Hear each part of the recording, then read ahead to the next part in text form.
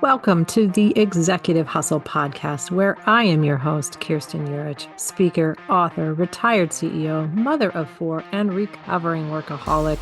Explore with Central Pennsylvania local executives what it takes to lead well, live well, and learn well. Understanding that leaders cannot survive, let alone thrive, without a spirit of curiosity, a discipline of accountability, and a disposition for vulnerability. Let's dive in.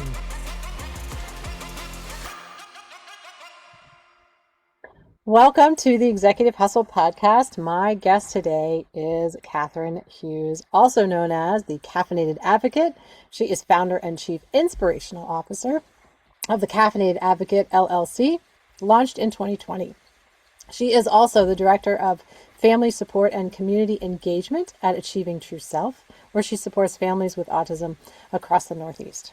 20 plus years walking alongside families with disabilities, other self-advocates, and their families. She's an international best-selling author and editor of more than 20 books, including her memoir, Imprisoned No More, A Mother and Son Embrace Autism and a Journey to Freedom, and a poetry collection honoring her late father, a 25-year postal carrier.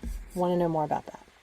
So you are in so many areas, so many titles inside of these stories that I'm so excited to get into. There's a storyteller. I see grace and grit as I read about you. I want to know a little bit about how you use those words. You talk about a calling and not a career. Coffee is a through line here, to use an AI word. Coffee forever. Through line, yeah. But you and I have known each other, I'm not going to date either of us, but a long time. A long time. We have walked the halls of the Capitol to advocate for individuals with disability, for ABA services. We've organized letter writing campaigns to the governor and all kinds of things in between to raise the bar of services for individuals in Pennsylvania, the Northeast, and to just get ABA, applied behavior analysis, for those not in the business, out there. And it's just such an honor to have you on here and talk about so many different things that I know we're going to get into and going to be interested to our listeners. So welcome, Kathy. Thank you so much. Thanks for having me. Thanks for keeping in contact with me. I'm just so fascinated by everything you're doing. And I'm really excited to share with your audience all the things, because I like to say all the things. Fueled by passion and caffeine. That's me. Yes, well, let's start with storyteller, because you have said that before anything else, you're a storyteller. Mm-hmm. And I'm curious, if we just asked you, what is your true story? Who are you really? And how did you get to where you are? What would you say? So my story begins as a young mother. I had my son Christian when I was 19 years old. So I was a late teen mom. Definitely was not in the plans. I planned to be either a teacher or a journalist. I love kids and I love writing, and I come by that naturally. I say in my biography on Amazon that I'm the daughter of two English professors, which is true. So I got the language and writing bug from my folks. I get the editing and the red pen from my mom. My dad was the creative entity, and we could talk about his poetry book later, but that's where I got the bug from. So back to being a young mom. Continuing through with the academic career wasn't an option at that time because I had to jump into motherhood. And I put my aspirations on hold as I was raising a young boy, and a young boy that was a little rambunctious and not speaking the way other children were, and not playing with other children the way the neighborhood kids were doing amongst one another. And then I saw some peculiar things, like flicking light switches on and off continuously, and watching the faucet drip in the kitchen, and just being fascinated by the water stream. I noticed things that were happening that didn't seem to align with typical development. I did what any mom would do, which is go to your pediatrician and say, hey, I think there's something going on, but I was ignored. Mm. Anyone I spoke to, I was ignored until the day that I went to a specialist appointment with my son. And Chris sat on the table after 2 hours in a waiting room, which we all know how much fun that is, just as typically developing adults, let alone a child who seems to have something happening, but not sure what. He sat on the exam table and the doctor flicked his knee with the hammer to check his reflexes. And Christian goes right off the doctor's head. And he takes me aside and says, Kathy, your child is not normal. Well, that is not something any mother wants to hear. But, as a mom, we also dig deep and go, huh, you're telling the truth. Mm. But there was a lot of feelings with that, the frustration, the anger of how dare you say that, but at the same time wanting to run out of the room crying, going, you're absolutely right. No one will help me.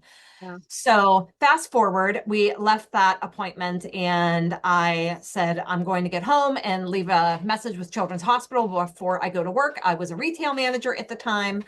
And I said, I'm going to make that call because something's going on and no one is helping me. So maybe these folks will help me. We went to grab a bite to eat before I was scheduled to work later that night in the mall. Again, mall manager, mall rat. Just referencing the movie. Everyone loves that movie. So I went to get something to eat with my folks, and Christian was still tantruming and throwing himself on the floor and banging his head.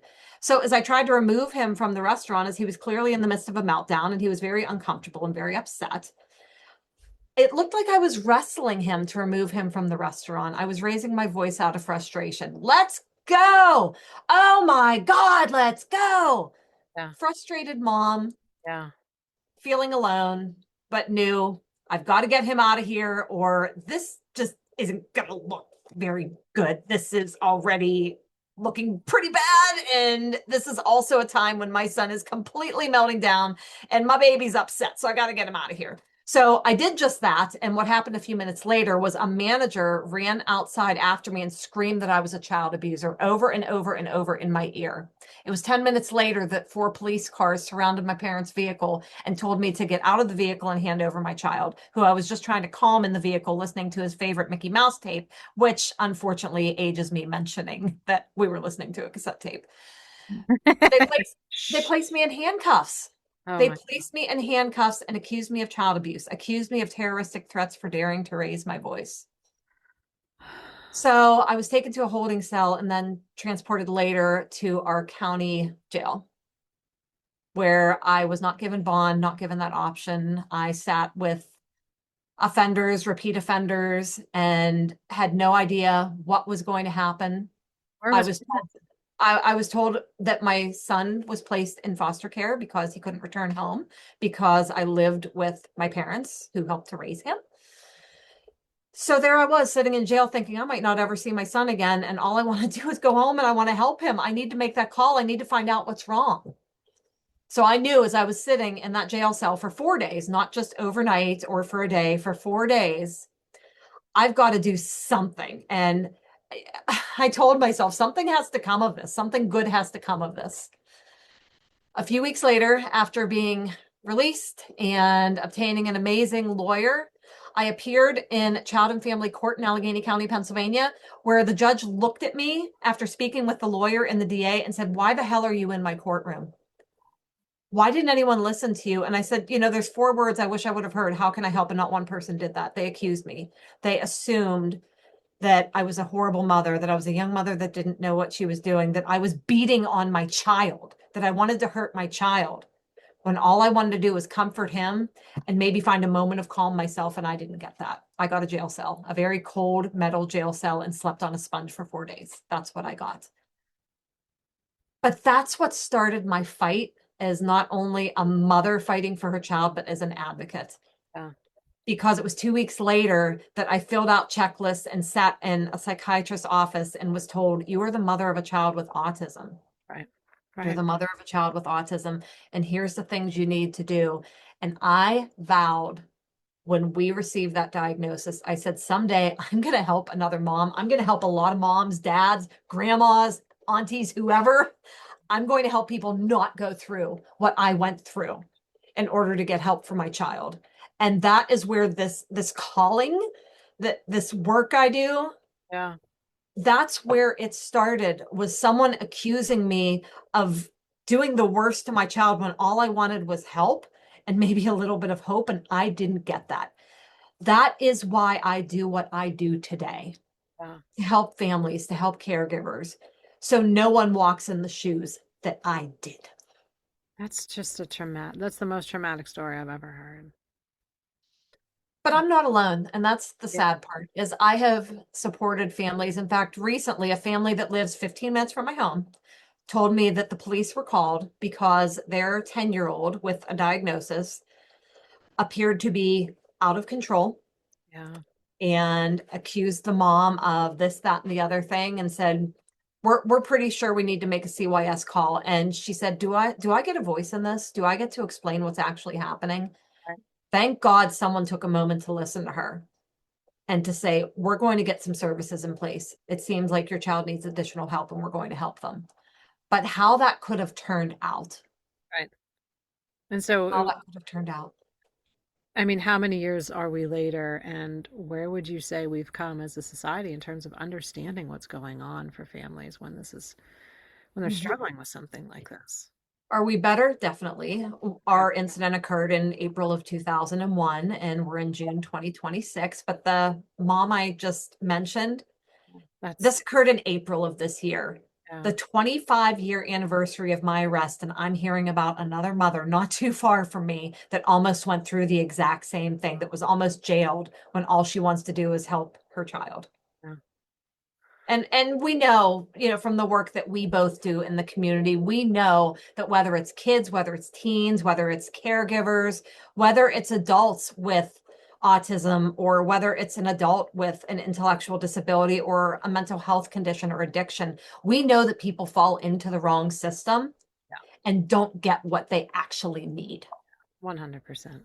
Yeah. There's a communication, there's a perception issue, there's, There is. oh, your passion though. I mean, it's infectious. I mean, people Thank aren't you. going to see you the way I'm seeing you talk about this, but they're going to feel it coming out of your voice in terms of this origin story and where you have come from and how this is a calling for you. And that's just so clear.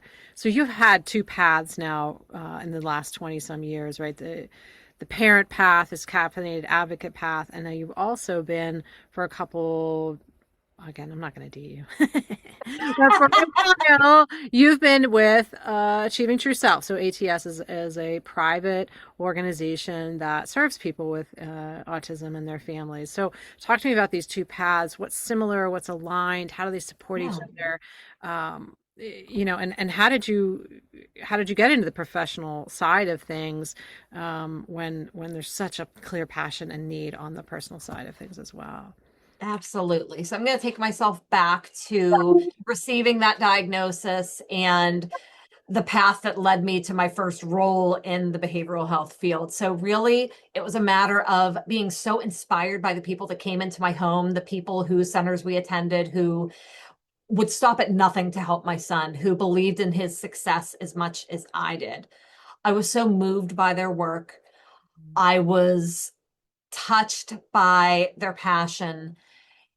And I also felt more and more inclined to give back to parents like me. I wanted to give back within this community because so much had been given to my family that this was my way of saying thank you. This was my way of expressing my gratitude, is saying, how can I help? How can I help? My four favorite words. How can I help?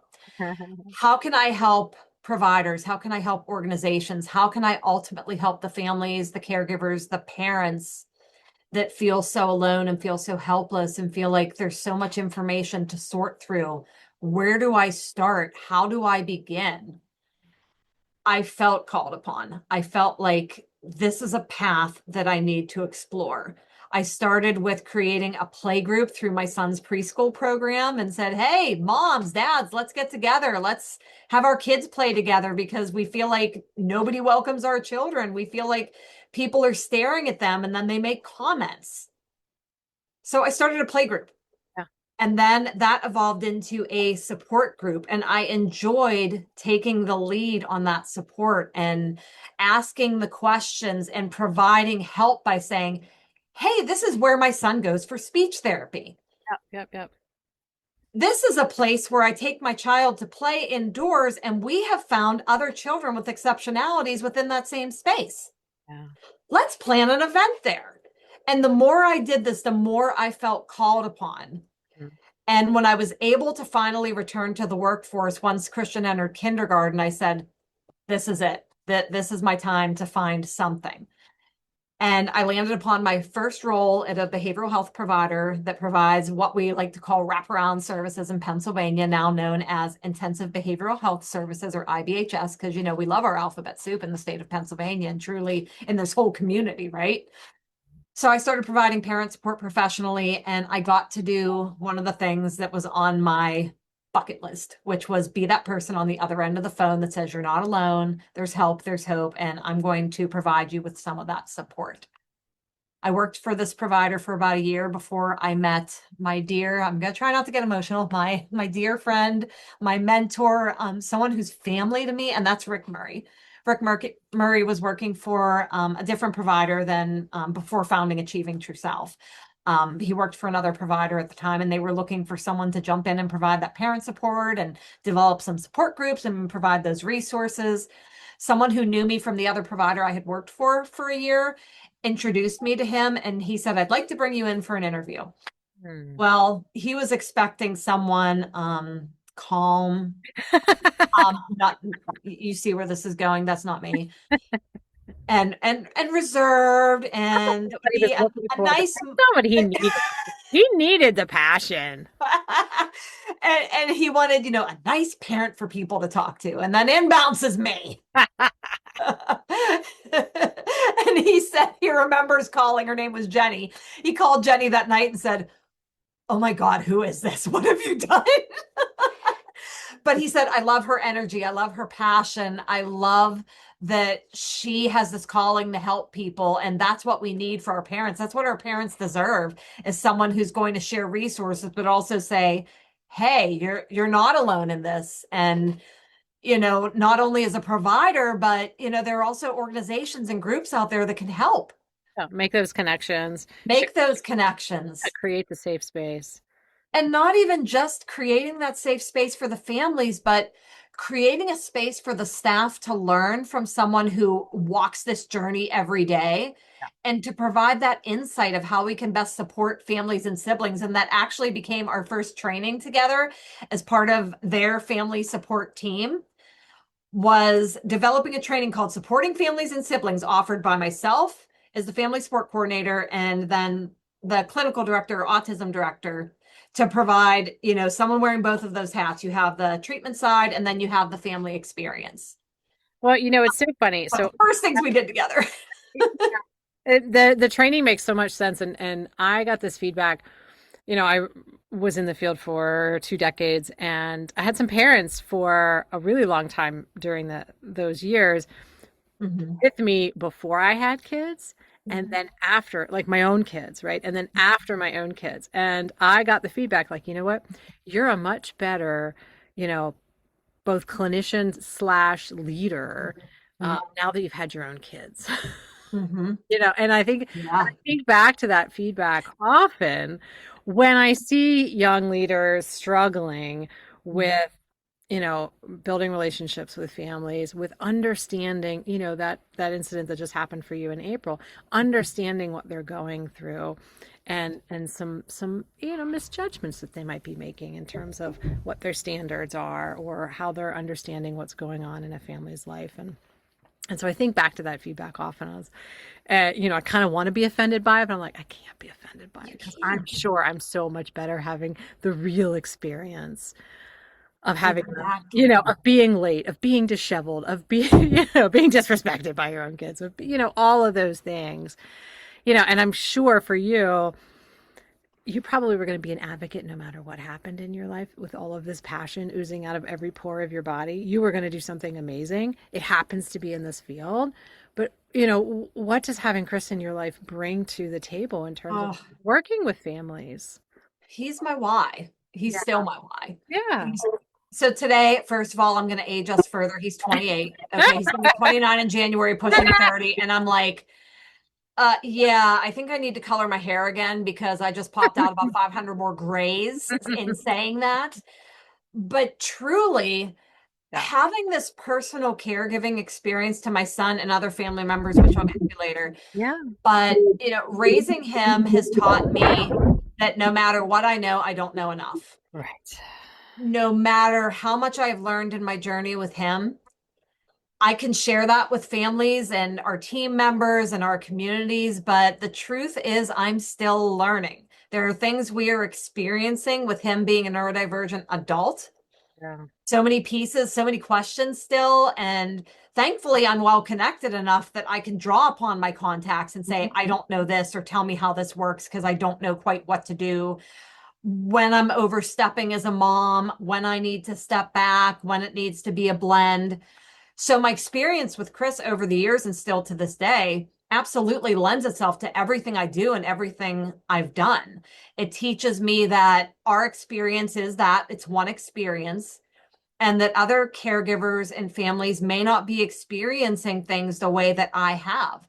For Yeah. example, sibling dynamics. I've supported hundreds, if not thousands, of families over the years that have multiple children. I don't have multiple children. Chris is an only, I'm an only, and actually my mother was an only. It was my dad's side that there were so many siblings. Yeah. Yeah. But, being that only without sibling support and then having my son not having any connection to a sibling, it socially impacted him over the years when he struggled in school and with peer relationships. He didn't have that, built-in friend, if you will, to come home to. Right. So, my lane as mother to Chris is just one experience. How he evolved through the spectrum, where he was at and where he is, how sometimes we fall backwards 10 steps and then take 2 steps forward. Yeah. It's one journey. It is one journey and it's important. And I can certainly provide insight, but I don't walk in that particular caregiver's shoes. So my job is to dig deep with them, with their team members, maybe with other family members, whoever's in their village, if you will. It's my job to listen and to dig with them to help them find exactly what they need because what worked for me may not work for them.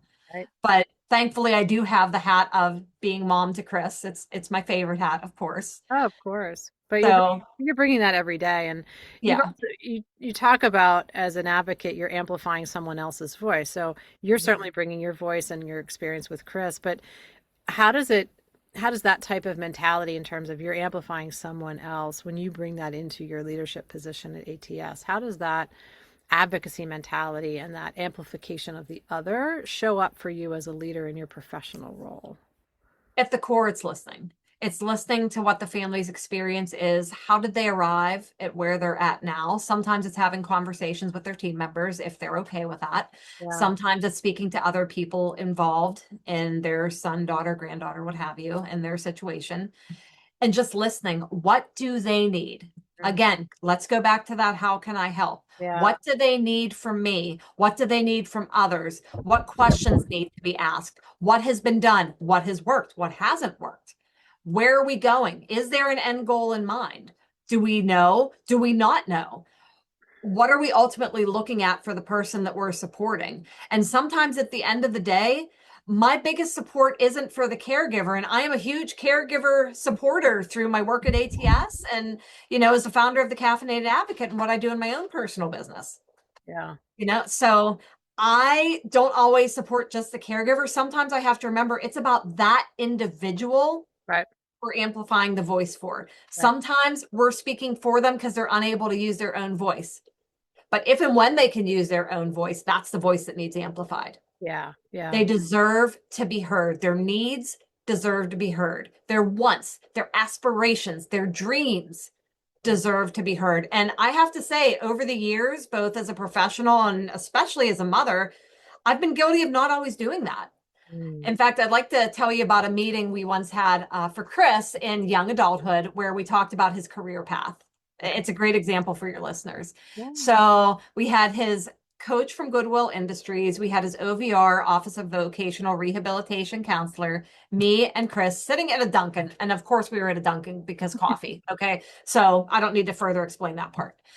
But we're sitting and we're talking about the first few jobs he had as a young adult. He worked making ranch dressing dips to package for a pizza shop. He Mhm. was a dishwasher at a restaurant that was founded because of their adult son with autism. He worked at Giant Eagle as a cashier. He worked at Dollar General as a cashier. And as he was working in these different roles, he's explaining how unhappy he is. Mm. And he became frustrated that we weren't listening to him. And he said, I'm so used to people talking for me or telling me what's best for me. When do I get to choose? When do I get to be heard? Wow. When do I get to do what I want to do? And Mhm. he stood up and he went to the bathroom and he was red faced. He looked like he was about to cry. He was sweating. Aw.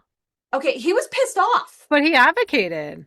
He advocated for himself. Yeah. And of course, I sat there and of course, I started to cry, being the emotional, overly caffeinated sap that I am. And the counselor paused and the coach paused. And they just nodded as they're looking down at the table and said, he's right. We're not listening to him. Aw. And I said, I work in this field now and I support other families. And as a professional caregiving coach, whatever you want to call me, and as a mother, I failed today. Aw. I failed today because I was trying to speak for him and make suggestions rather than just shut up and listen and Yeah. here's what I have to say about what I want my trajectory to look like. This Mm. is what I want.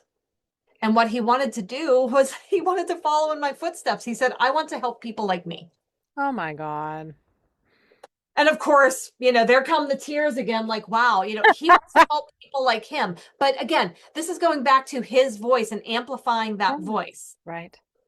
For Right. him, what does this look like? And he had the ability to say, this is what I want it to look like. Help Mm. me help people. Right. Right. And that's precisely what he did. He did have a couple stumbling blocks along the way. I'm going to share another story. Again, I'm a storyteller, so I'm going to keep on going here.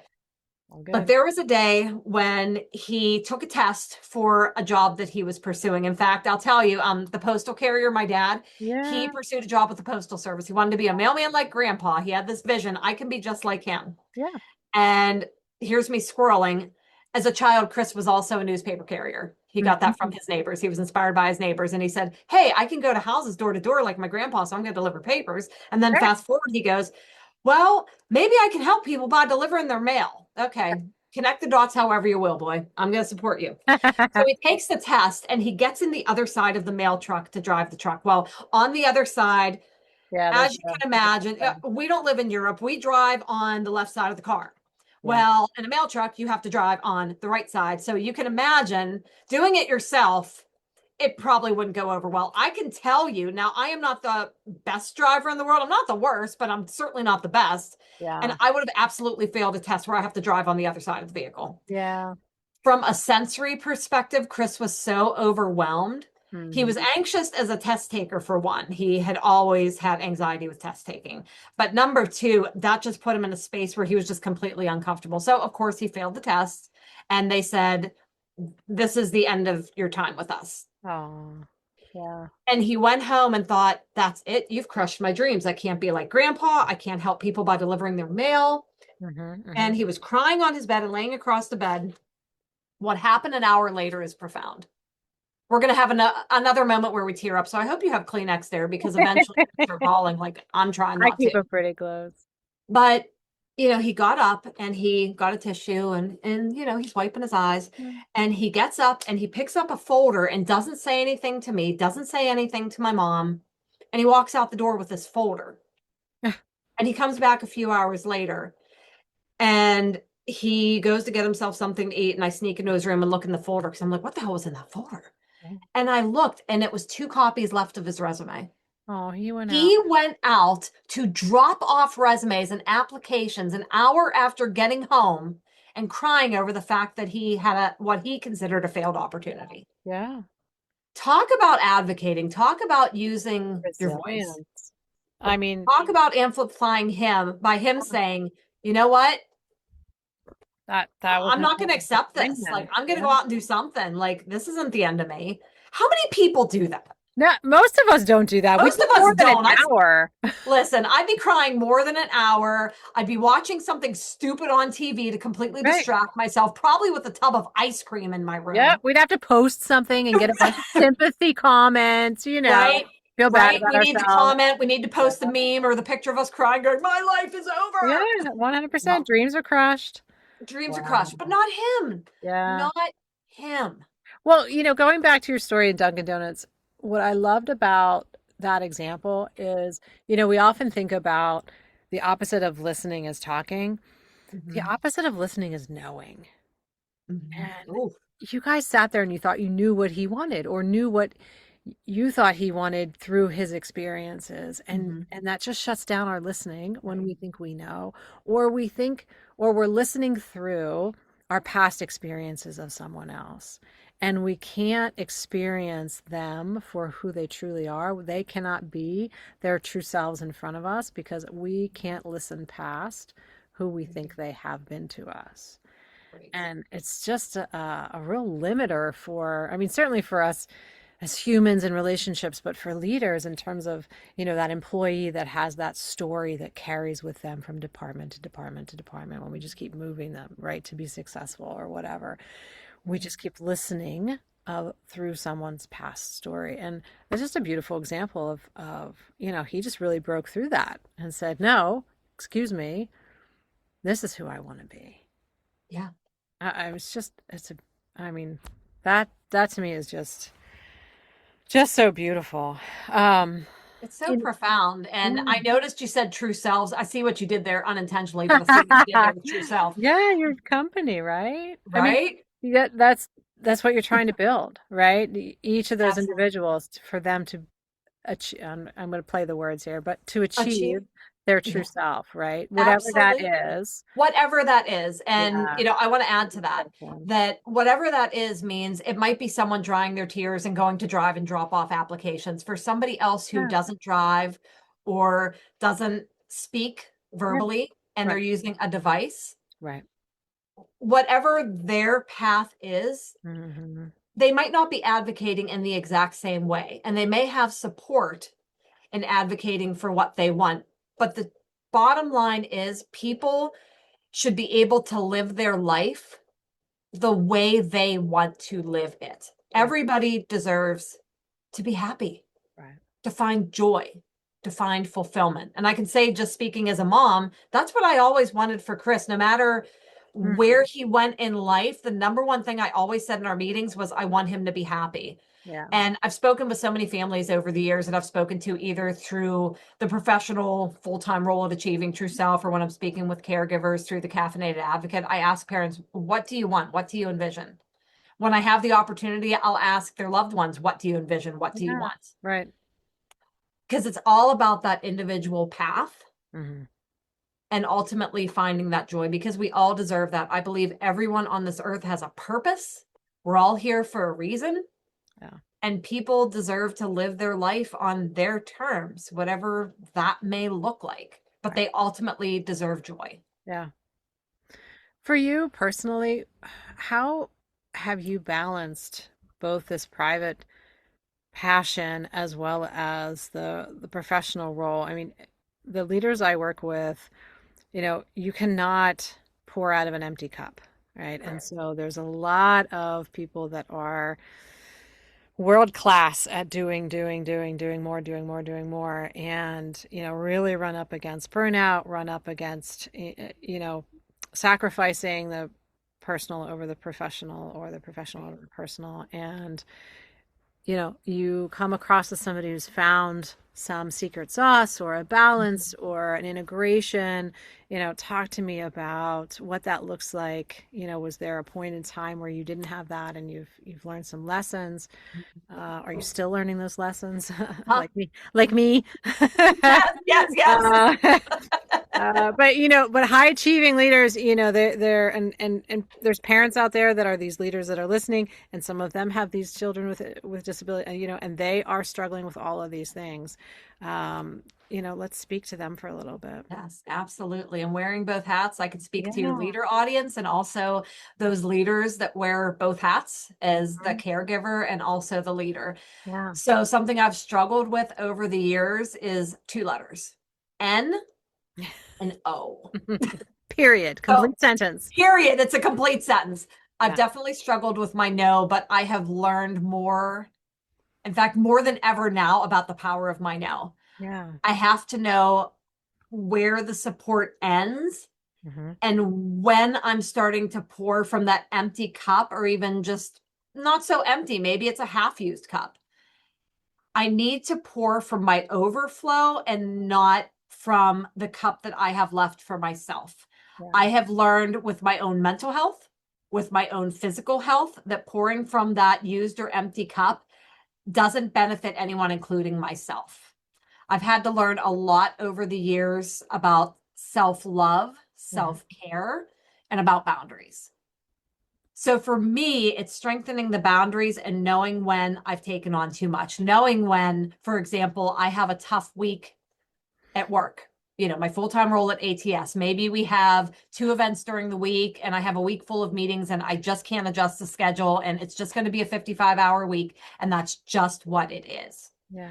That's a week where I'm not going to schedule extra meetings or take on another coaching client as a caffeinated advocate. Hmm. It's a week where I'm not going to evaluate a book project and say yes to another storyteller. Yeah.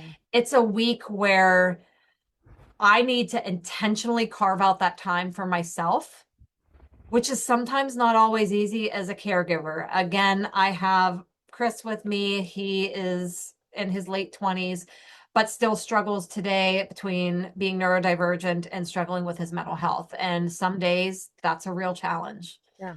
The other challenge is, after being what I like to call a lifetime caregiver for other family members, Yeah. starting since childhood. Yeah. Today, I have my 82-year-old mom, Mama Betty. That's how we all refer to her. It was actually Rick, by the way, that coined that term, Mama Betty. And it's just always stuck. And literally everyone in the universe that knows me and knows her calls her Mama Betty. But Mama Betty has a lot going on as an 82-year-old woman. Sure. She has significant health issues. Some days are better than others. There are some days where I have to both physically support her, emotionally support her, medically support her alongside Chris. And that's something that's tough for me as a mom, Yeah. is that he is also caregiving like me when I never wanted him to walk that path. Again, being that lifetime caregiver, that person who has essentially cared for other family members and watched them die. Yeah. And that's the truth. I've watched people take their last breath. Right. And I never wanted that for Chris, but here he is. Hmm. So sometimes I do get a break in the evening during a busy week because Chris is stepping in. But I've also realized that that is a part of life. And that's something not only that he may experience naturally in his life, but also because he wants to. Yeah. He loves his grandma so much. Grandma helped raise him. So Sure. he's learned to cook from grandma. He has learned so many things from grandma. In fact, speaking of storytelling, he's a writer himself that has two books out there, Aw. which is pretty profound, right? Pretty Amazing. profound. So, that writing bug, has trickled down. But, I share all of that. I share all of that to show, again, that amplifying of the voice and showing that he's pursuing his own path. And part of that is he helps me caregive. He gets to do the things he wants to enjoy. And sometimes he reminds me, as I watch him pursuing his own passions, whether he's going off to write, whether he's going to take a walk, whether he's doodling in the living room while watching a game show with grandma, he reminds me that I need to take that break. So it reminds me to be intentional. It reminds me during those busy weeks that, hey, I deserve to go take a walk and put my AirPods on and just tune out listening to my favorite music. I'm allowed to go switch the laundry in the basement. And here's a nugget that I really don't share with many people. I'm sharing it with your audience. I put on my AirPods and I have my phone and I'll put a video on YouTube and I'll watch it and I'll dance to it. I have a dance party in my basement when I need to release some of that energy or frustration, or just to get it all out before the end of the night, where I'm giving mom her insulin and putting her to bed, and sometimes having her look at me going, "Who are you again?" because she suffers from dementia. Most times she's okay. Other times she's really not. So, I have those heavy nights where I have to jump back into the caregiving, but I need that 10 or 15 minutes to dance, take a walk. Right. Maybe it's painting my nails. Maybe it's doing some yoga. I love yoga. I'm a secret yogi. Whatever that is. Maybe it's, grabbing a candy bar. We have a candy program at ATS called Spectra Dolce where we have workplace training for neurodivergent adults. Sometimes it's just sitting and having a Dubai bar. Whatever that is for me, the bottom line is, all of that being said, I need to be intentional. So I need to be intentional about those breaks and not pour from that empty cup, to get a good night's sleep, to wake up in the morning refreshed and go, here's what I'm going to do today, and here's what I'm not going to do today. I'm not going to take on an extra call or an extra meeting because I need that time to take that walk, go get my nails done, go to a yoga class, do things that I enjoy. We all need that, whether we're, a mom to someone with a diagnosis, whether we're a leader, whether we're a leader in the healthcare field, whether we're a leader in engineering, business, whatever that looks like. We're all busy people. The people who are listening to this podcast right now, you're all busy people, and you need to make time for yourself. So no matter what you're carrying, you have to be intentional about your boundaries. You have to be intentional about your no, and you have to prioritize yourself because you absolutely matter. Yeah. I love the word intention. I love how you use it, even if it's around, I'm going to eat this candy bar intentionally, right? Yeah. And you're going to enjoy it more if you Yes. intentionally take each bite and say, I am enjoying this for myself because I worked Mhm. hard. I cared for everybody today. This is my moment, right? I Yeah. think we, well, maybe I should just, not say we, but there are people, maybe just myself, but, you know, that would think of those breaks as guilty moments. Like, Yes. I'm not serving someone in this moment, and therefore I must feel guilty about that.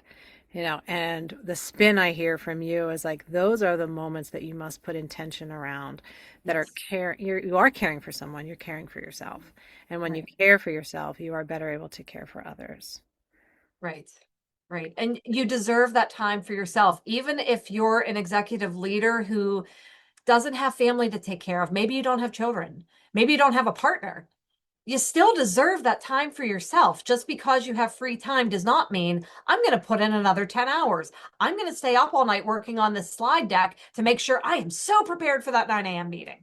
Yeah. Yeah. It No actually, matter what you do, you still deserve time. yeah, there's diminishing. I was just with a few leaders this morning, and two had kids, but one didn't. She's like, but I go home and like, well, I could just get more work done. She's like, but I know that's not right. I know I need boundaries for myself, even though she's not going home to kids or pets or anything. I'm like, right. So what are those things? What will you intentionally do for yourself?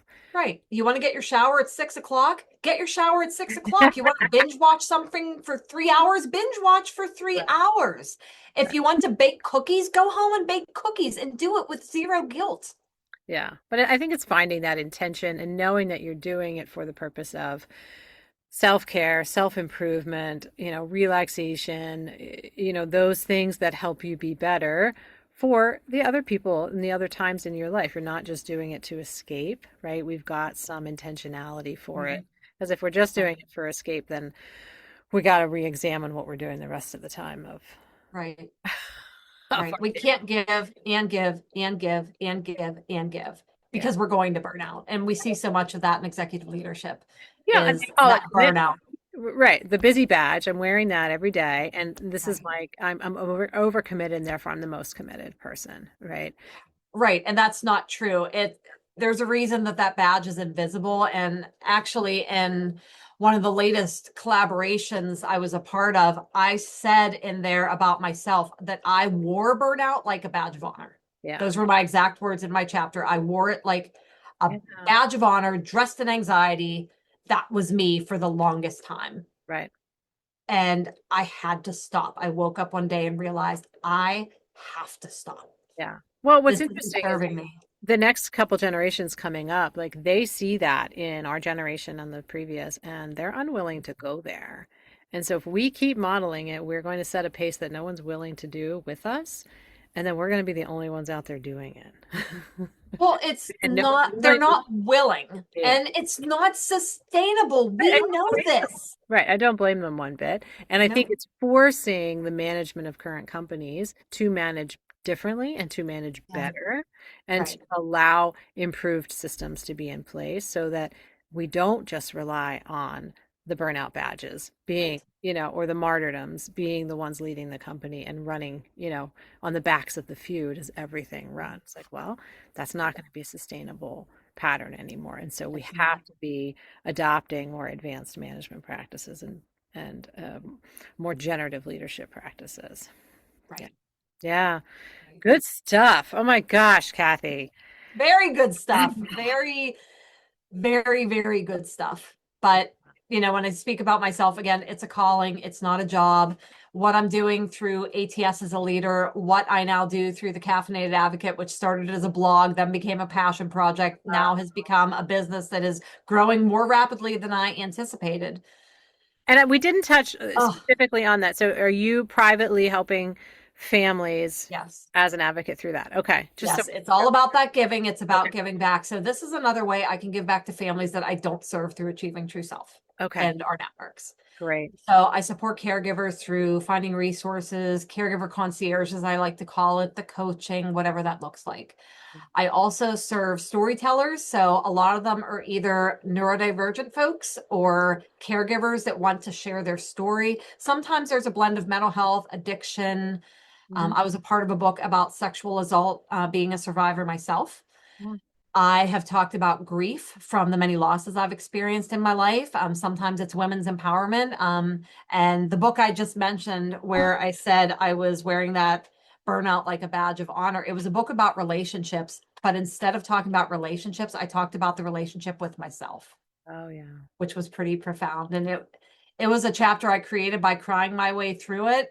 And I remember sending it to Rick, and he texted me afterwards and said, "Well, now I've cried for the past hour Right, right, right, right. about that self-realization." Yeah. So I enjoy being a part of storytelling for other caregivers, for individuals. If their path intertwines with something that I have experience with, Hmm. I'm willing to support them. And usually that is developmental coaching, the editing, pushing them through to the point of publishing.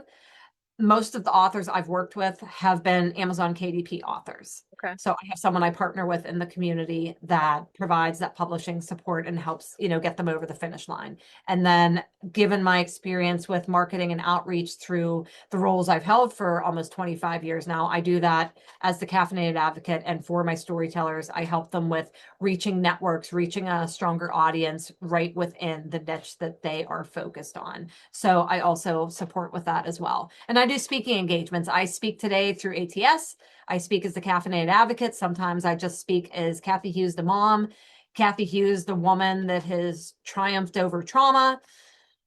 I enjoy sharing my story. I enjoy empowering others. And I am someone that truly believes no matter what type of leader you are, we can always provide that help and hope. We can inspire, and truly our stories can change lives.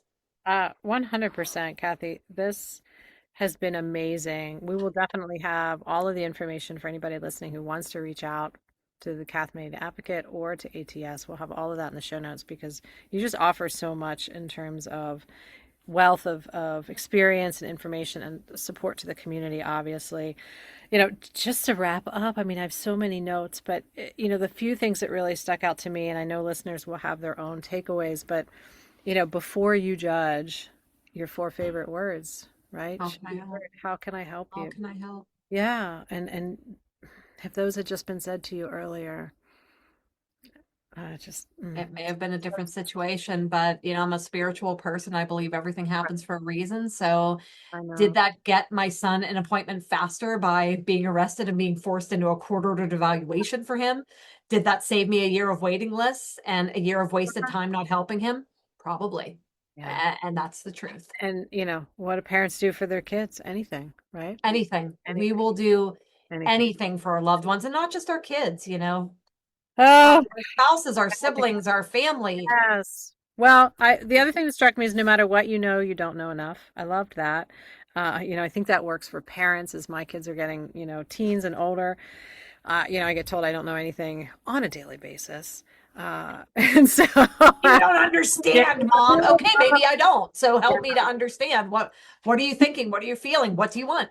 yes, but it also shows up certainly in leadership. We Certainly. have to come from a place of curiosity. And if we can hear that true self of the other and not listen through other people's stories, we really can get to the heart of what people want, what they're trying to show us, and whether they're our children, our spouses, our direct reports, but lead them to a better place. Um, and be intentional and, give from a cup that is full and not used in empty. So I really appreciate this conversation with you. It's been amazing. It Um, has. Wonderful. I have We have loved to feed every each single minute. other. We could just keep going and go. We'll stop. We could probably Keep continue going. and we'd be here and go, oh, look, it's 7:27 p.m. That's okay. I don't need to go to bed yet. There's nobody still listening, but we'll just keep going it anyway.